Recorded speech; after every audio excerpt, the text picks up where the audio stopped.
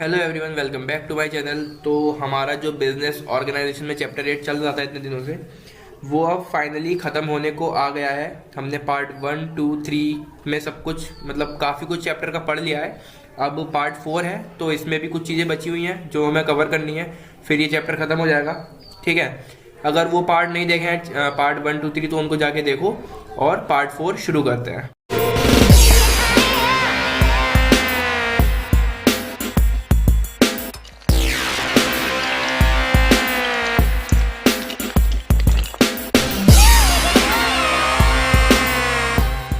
Part 4 में हमारा पहला टॉपिक आता है पार्टनरशिप डीड। तो पार्टनरशिप डीड क्या होती है? जब पार्टनर्स का सिलेक्शन होता है फर्म में, तो उसके बाद नेक्स्ट स्टेप होता है एक एग्रीमेंट बनाना। ठीक, उसी को हम पार्टनरशिप डीड कहते हैं। इसमें ये इसलिए बनता है क्योंकि बहुत सारे पार्टनर जो उसमें फर्म में होते हैं उनको अनइक्वल डिस्ट्रीब्यूशन होता है प्रॉफिट का, वो ना हो इसलिए।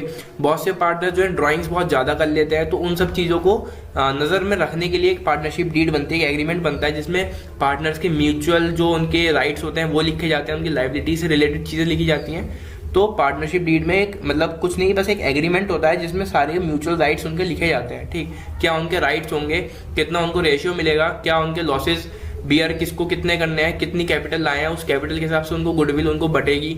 ठीक है, तो ये सब कुछ एग्रीमेंट में लिखा होता है। ठीक, तो इसको रीड करते हैं थोड़ा सा। It is nothing but a detailed agreement between the partners drafted into various clauses that determine there mutual rights and liabilities. ठीक, ये कुछ नहीं है बल्कि बस एक डिटेल्ड एग्रीमेंट है। पूरी डिटेल में वो एक एग्रीमेंट होता है जो पार्टनर्स के बिहाफ पर बनता है और उसमें उनके म्यूचुअल राइट्स और लायबिलिटीज वगैरह लिखे होते हैं। यही मैंने अभी बताया था। आगे बढ़ते हैं।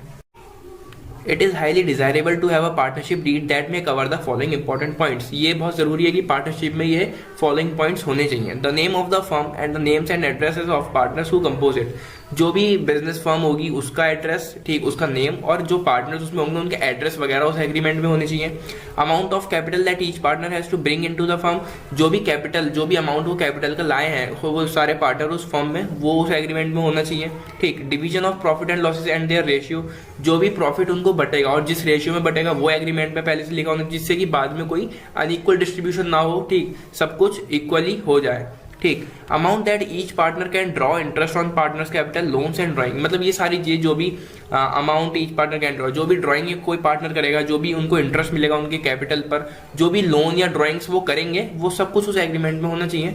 ठीक, amount of salary and commission if any to be given to any partner. Salary कितनी गई है किसी पार्टनर के पास, कमीशन उसको कितना मिला है, ये सब भी उसमें लिखा होना चाहिए, जिससे कि बाद में कोई कन्फ्लिक्ट्स वगैरह ना हो उन पार्टनर्स में। तो यही थी पार्टनरशिप डीड, मतलब एक एग्रीमेंट। उसमें सब कुछ पहले से उनके राइट्स लिखे होते हैं, म्यूचुअल राइट्स लिखे होते हैं पार्टनर्स के।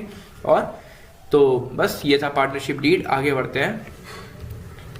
आगे हमारे एडवांटेजेस ऑफ पार्टनरशिप ऑर्गेनाइजेशन। ठीक है, यहाँ हम पढ़ने वाले हैं हम इसके पार्टनरशिप ऑर्गेनाइजेशन जो होती है उसके फायदे क्या होते हैं। ठीक है, तो पहला पॉइंट है इजी फॉर्मेशन, मतलब इजीली वो बन जाती है। A partnership can be easily formed as no legal formalities are to be observed to establish it. At the same time, unlike a company, not much of expenses are incurred for its formation. ठीक, तो ये जो partnership firm होती है ये easily बन जाती है, इसमें कोई लीगल फॉर्मेलिटीज वगैरह की जरूरत नहीं पड़ती, और उसी समय unlike a company not much of expenses, कोई ज़्यादा खर्चे भी इसको फॉर्म करने में या इसको बनाने में नहीं आते हैं। ठीक, तो ये पहला फायदा था इसका। सेकंड है इसका flexibility. A partnership organisation is highly flexible as well as mobile. Mobile यहाँ पे फोन वाला मोबाइल नहीं है, एक वर्ड आता है मोबिलिटी। ठीक, सुना होगा मोबिलिटी, मतलब इजी टू अडेप्ट या फिर इजी टू मूव कह सकते हैं। ठीक, फ्लेक्सिबल मतलब जो सिचुएशन के हिसाब से अपने आप को चेंज कर सके, मोबाइल का मतलब भी वहाँ यही है। ठीक, change can be introduced without much difficulty. अगर कोई सिचुएशन चेंज हुई है, मार्केट कंडीशन चेंज हुई है, तो ये अपने आप को उस चीज़ में अडेप्ट कर सकती है पार्टनरशिप ऑर्गेनाइजेशन। ठीक है, तो वो उतनी फ्लेक्सिबल है, उतनी उसमें मोबिलिटी है। ठीक, business of the firm can also भी एक्सपेंडेड और contracted according to the needs.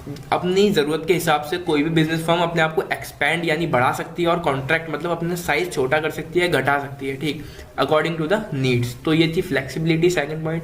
Third point आता है हमारा इसमें डिवीजन ऑफ रिस्क। ठीक, जो रिस्क होता है वो बंट जाता है। Under a partnership, the risk of business are divided among the partners and are not shouldered by one person alone. Thus, it is more useful for business with large investment.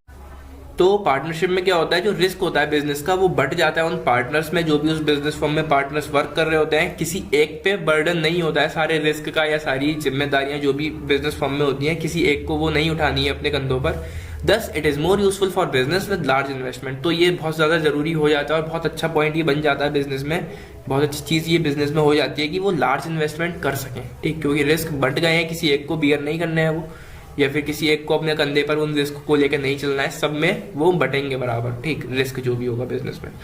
फिर आता है हमारा greater managerial talent. A partnership firm has a large pool of managerial talent because different partners have different qualities. जो partnership firm होती है इसमें जो managerial talent होता है वो बहुत ज्यादा होता है। क्यों? क्योंकि जो पार्टनर्स होते हैं उनकी अलग अलग सब में क्वालिटीज होती हैं, सबके काम करने का तरीका अलग होता है, तो उनको जो उनका जो टैलेंट है, उसके स्किल्स हैं, वो और ज्यादा अच्छा बनाते हैं पार्टनरशिप फर्म को, क्योंकि हर पार्टनर के काम करने का तरीका, सोचने का तरीका और किसी भी रूल को, रेगुलेशन को अप्लाई करना है, या फिर किसी भी उनकी, सबकी अपना माइंडसेट होता है क्योंकि अलग, ठीक है, किसी चीज को लेकर अलग पर्सपेक्टिव्स होते हैं सबके, तो इस वजह से उनकी जो मैनेजरियल टैलेंट होता है वो ज्यादा होता है। This talent pool is born to the firm and can be utilise for the benefit of the firm. तो ये एक वरदान जैसा साबित होता है उस फर्म के लिए, और इससे और भी ज्यादा बेनिफिट होते हैं उस फर्म में, ठीक है। फिर नेक्स्ट पॉइंट आता है इसमें balanced decisions.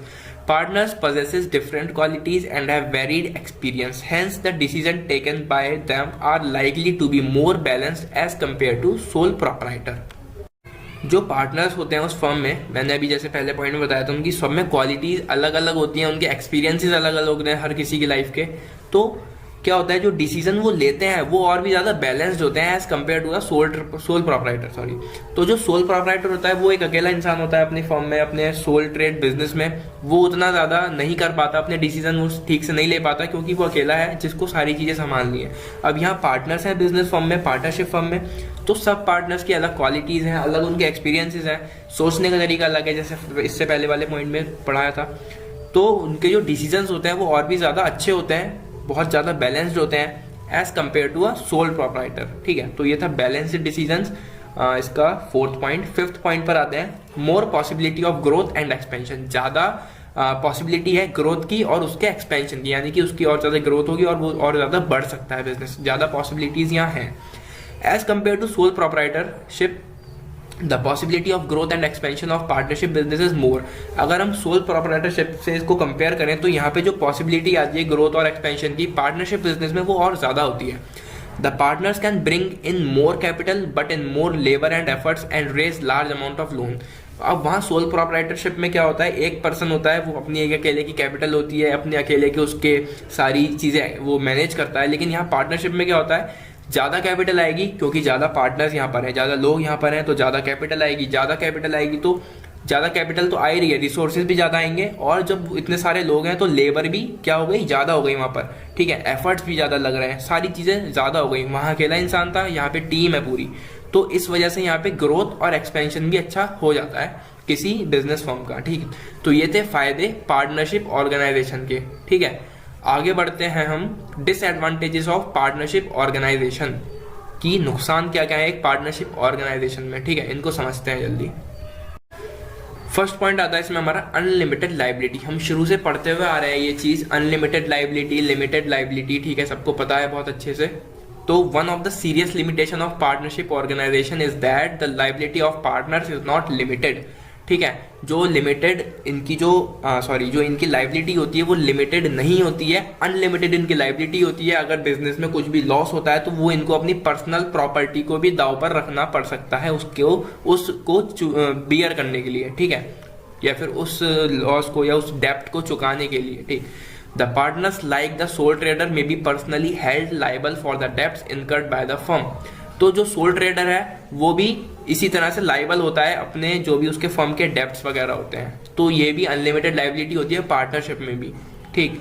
Instability, second point आता है हमारा instability. It is often found that a firm's business comes to an end on account of petty quarrels among the partners. ये देखा जाता है कि जो फर्म है, जो बिजनेस फर्म है, उसमें जो बिजनेस चल रहा है उसका एक एंड भी आ सकता है, मतलब वो बिजनेस खत्म भी हो सकता है। किस वजह से, कोई भी बेकार फालतू के टॉपिक पर उन पार्टनर्स में बहस हो गई किसी चीज को लेकर, ठीक है, कोई फालतू से टॉपिक में बहस हो गई, कुछ लड़ाई हो गई उनमें, ठीक, कन्फ्लिक्ट्स वगैरह हो गए उनके, तो वो जो बिजनेस है वो उसका एंड भी हो सकता है इन छोटी छोटी चीजों की वजह से।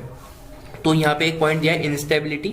ठीक, आगे है इसमें, if a partner is dishonest and short tempered, अगर कोई पार्टनर ईमानदार नहीं है, शॉर्ट टेम्पर्ड है, मतलब इजीली उसको, मतलब बहुत आसानी से उसको गुस्सा आ जाता है किसी बात पर, it may become difficult for other partners to carry on business with him. तो ये बाकी पार्टनर्स के लिए थोड़ा मुश्किल हो जाता है कि उसके साथ कंटिन्यू करना उस बिजनेस को, तो बहुत से कॉन्फ्लिक्ट्स वगैरह आ जाते हैं, इसलिए यहाँ पे नाम दिया गया है इनस्टेबिलिटी, स्टेबल नहीं है वो। ठीक, फिर थर्ड पॉइंट आता है fear of dispute. Partners are human beings and may fall into misunderstanding and suspicion with other partners, hence the partners may lose mutual trust and confidence, this may lead to dispute among them. ठीक है, तो भाई जो partners हैं वो भी इंसान है आखिर, ठीक, उनको भी मिसअंडरस्टैंडिंग वगैरह हो सकती है एक दूसरे पार्टनर से, तो इस वजह से क्या होता है, जो पार्टनर्स होते हैं उन वो म्यूचुअल ट्रस्ट, जो कॉन्फिडेंस होता है, म्यूचुअल ट्रस्ट जो होता है उन सबके बीच में, वो खो बैठते हैं उस मिसअंडरस्टैंडिंग के कारण। ठीक, तो इससे क्या होता है, this may lead to dispute among them, वाद विवाद हो जाते हैं, झगड़े हो जाते हैं उनमें। तो ये है पॉइंट फियर ऑफ डिस्प्यूट। ठीक है, वाद विवादों का डर या फिर झगड़ों का डर बना रहता है पार्टनरशिप ऑर्गेनाइजेशन में, ये उसका एक डिसएडवांटेज है। फिर आता है fourth point, limited managerial skill. ठीक, जो इनके मैनेजरियल स्किल होते हैं वो लिमिटेड होते हैं। Usually partners personally manage the partnership business, a firm generally can not hire professional managers. क्यों लिमिटेड होते हैं, क्योंकि जो बिजनेस फर्म है उसमें जो पार्टनर्स होते हैं वही काम करते हैं, वही सारी चीज़ें मैनेज करते हैं, तो जो फर्म होती है वो किसी प्रोफेशनल मैनेजर को हायर नहीं कर पाती, hence it has to work with limited managerial skills of partners. भले ही वो पार्टनर्स थोड़े अच्छे हों, उनकी हमने ऐसे पहले भी पढ़ा था, उनके स्किल्स अच्छे होते हैं, पर प्रोफेशनल इज प्रोफेशनल, और जो पार्टनर्स होते हैं, जो उनके स्किल्स होते हैं कॉमन मैन के, वो अलग चीज़ है, और जो प्रोफेशनल लोग होते हैं वो अलग चीज़ है। तो फर्म जो है किसी भी प्रोफेशनल को हायर नहीं कर पाती, किसी प्रोफेशनल मैनेजर को हायर नहीं कर पाती, तो जो मैनेजरियल स्किल रहते हैं उस फर्म में वो रहते हैं लिमिटेड। ठीक, फिफ्थ डिसएडवांटेज जो इसका आता है वो है risk of mutual agency relations. All partners are mutual agents and principals. जो सारे पार्टनर्स हैं वो म्यूचुअल एजेंट्स हैं, मतलब एक साथ मिलकर एक दूसरे का हाथ पकड़कर एक दूसरे के साथ चलकर वो काम करते हैं उस फर्म में। ठीक, in other words, when a partner deals with third parties, he is an agent of his को पार्टनर्स और द फर्म। अगर कोई पार्टनर जो है डील कर रहा है थर्ड पार्टी के साथ, तो वो एजेंट है को पार्टनर्स का, मतलब पूरी टीम है ना उनकी वो। ठीक, तो the relation of mutual agency sometimes में पुट द एंटायर फर्म।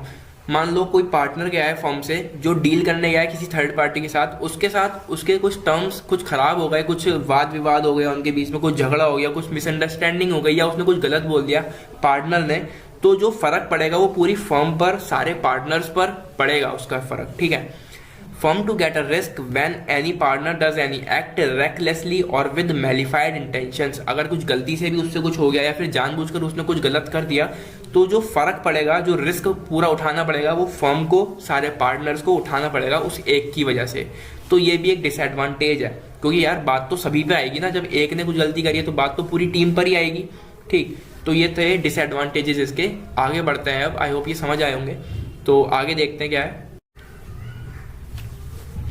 तो आगे है हमारा एसेंशियल्स और रिक्विसाइट्स ऑफ एन आइडियल पार्टनरशिप। जो पार्टनरशिप होती है, जो आइडियल पार्टनरशिप होती है, उसमें क्या क्या ज़रूरी चीज़ें हैं जो होनी चाहिए। ठीक है, एक पार्टनरशिप को आइडियल बनाने के लिए या फिर एक बेहतर पार्टनरशिप के लिए कई सारी चीज़ों से हम बता सकते हैं इसको, और क्वेश्चन भी कई तरह से आ सकता है, एसेंशियल्स ऑफ आइडियल पार्टनरशिप या फिर रिक्विसाइट्स ऑफ एन आइडियल पार्टनरशिप। तो हमें पता होना चाहिए उसके लिए, और इसके पॉइंट्स आगे देखना शुरू करते हैं, पढ़ना शुरू करते हैं। पहला पॉइंट है इसका mutual trust and good faith. तो जो एक आइडियल पार्टनरशिप होनी चाहिए उसमें एक म्यूचुअल ट्रस्ट होना चाहिए, एक फेथ होना चाहिए पार्टनर्स के बीच, एक दूसरे पार्टनर्स के बीच में। ठीक, partners who enjoy the good faith of each other must be chosen. Ideal partners are those who are not of an autocratic or secretive nature. All partners must be honest and sincere and dedicated to the firm. तो ऐसे partners जो एक दूसरे पर trust करते हैं, बहुत अच्छे से फेथ होता है उनका एक दूसरे पर, वो जो है चूज करे जाते हैं इस आइडियल पार्टनरशिप के लिए। Ideal partners are those who are not of an autocratic और सीक्रेटिव नेचर। ऑटोक्रेटिक और सीक्रेटिव नेचर समझो क्या होता है। ऑटोक्रेटिव का मतलब है ऐसा इंसान जो सिर्फ अपने ही आइडियाज़ या फिर अपने ही जो स्ट्रेटजीज होती है रखे, वो अपने आइडियाज़ रखे उस फर्म को चलाने के लिए, बल्कि दूसरों के सुने ही ना कुछ। ठीक है, जो भी उसे रखना है, जो भी उसे करना है, सिर्फ अपना करता रहे, दूसरे की ना सुने, वो होता है एक ऑटोक्रेटिक पर्सन।